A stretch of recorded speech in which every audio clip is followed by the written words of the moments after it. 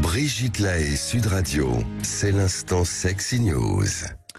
Eh bien, Yves Pslati, nous retrouvons Philippe Hoffmann qui va nous parler des ados et tout particulièrement de leur chambre. Bonjour Philippe. Bonjour Brigitte. Oui, aujourd'hui je vais parler de la chambre, qui est une pièce qui devient vite un lieu sacré pour les ados. C'est un espace intime, interdit aux intrus, surtout aux parents.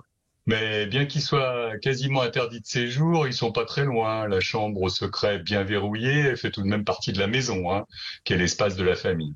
Enfin d'ailleurs, si l'ado aime être solitaire pour se construire, il a toujours besoin des autres, autant de ses potes que de ses parents.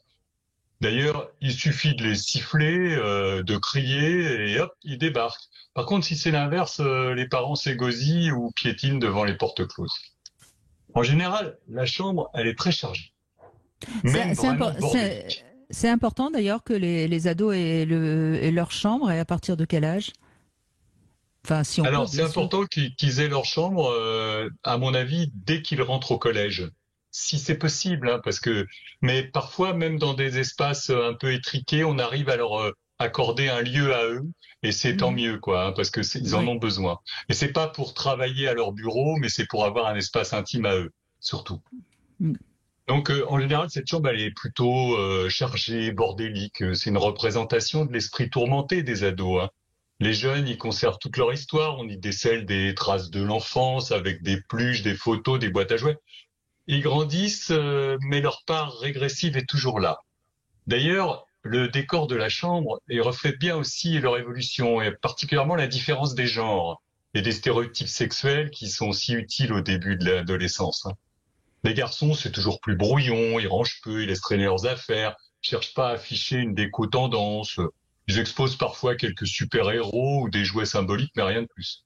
Par contre, les filles, elles sont souvent beaucoup plus organisées avec un désir esthétique. Elles recréent une ambiance, parfois un peu kitsch, mais elles affichent fièrement leurs peluches mélangées à des icônes du moment, des Kim Kardashian, des Mika plein de paillettes. Mais autant chez les garçons que chez les filles, il y a une fâche cachée de l'iceberg. On trouve souvent dans leur chambre des images, des écrits ou des dessins crus qui reflètent leurs angoisses du moment. Autre particularité, la chambre pue. Les jeunes aèrent peu et laissent leurs odeurs nauséabondes marquer leur territoire, à l'image des fauves. Il y a là une petite analogie avec toutes les espèces animales qui doivent délimiter leur territoire et se trouver un abri pour survivre. Les mères ménages, elles sont pas contentes de cette puanteur, elles voudraient bien tout karchériser, mais les jeunes, ils en ont besoin de cette enveloppe odorante pour consolider une enveloppe corporelle qui est pas tout à fait définie encore. Alors, autre chose, c'est que dans cet antre, les jeunes se replient, la pièce devient une sorte d'utérus géant où il n'y a aucun danger. Ils s'y enferment, ils traînent au lit, ils rêvent, ils veillent, ou ils regardent sans fin leur portable. Ils sont à la fois seuls et protégés, mais en même temps, ils restent en contact avec leurs amis jusqu'à très tard. On en a déjà parlé. Dans les cas pathologiques, d'ailleurs, ça devient un refuge face à tous les dangers potentiels, harcèlement, moquerie, sentiment de nullité. Et il y a des jeunes qui s'y enferment totalement et ils s'abrutissent d'images numériques, ils pleurent, ils se font du mal. Enfin, en fait, ils se dépriment, Les ados doivent arrêter, les adultes à ce moment-là, ils doivent arrêter de respecter leur intimité. On n'en est plus là, c'est de la souffrance. Il faut tout faire pour les sortir de là. Et puis, il y a une note optimiste, et qui correspond bien à la Sexy News, c'est que la chambre, c'est également un lieu de découverte des premiers plaisirs auto-érotiques. La découverte du corps, de ces zones érogènes, ça se fait là. Dans le lit d'enfant, les fantasmes sexuels s'élaborent et varient pendant des années. Le lieu n'est plus seulement un espace de repli, de protection, mais ça devient un support de découverte, des désirs, de masturbation, et en fait une construction de l'identité sexuelle.